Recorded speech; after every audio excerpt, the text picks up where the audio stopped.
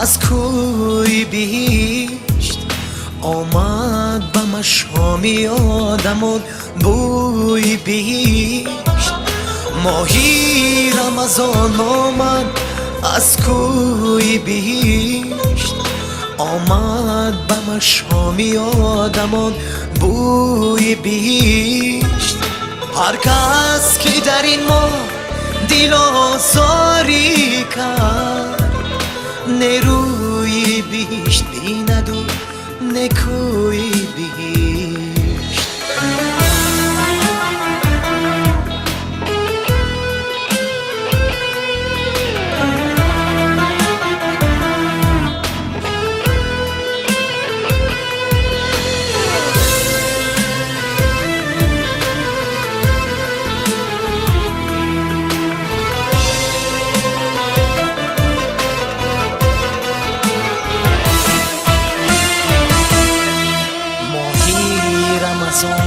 بر تو مبارک باشد، همراه تو یا سین و تبارک باشد.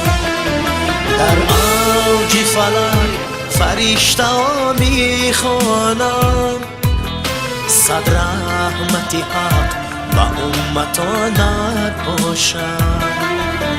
در اوج فلک فرشته ها میخوانند صد رحمت حق و امتانت باشد.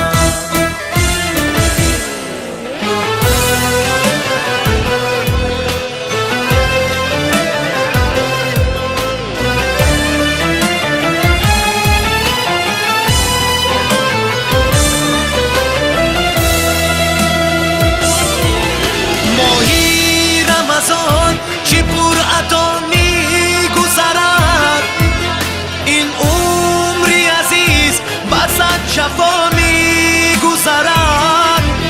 خونگیر یکونه زی رفتنی مای شریف تسبیح و ترابه و دعا میگذرد.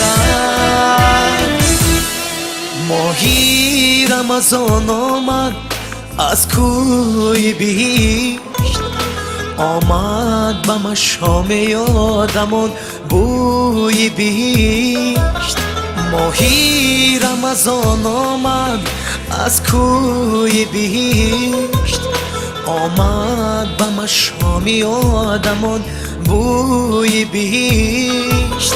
هر کس که در این ماه دل آزاری کرد نیروی بهشت بیند و نکوی بهشت. هر کس که در این ماه دل آزاری کرد نیروی بهشت بیند و نکوی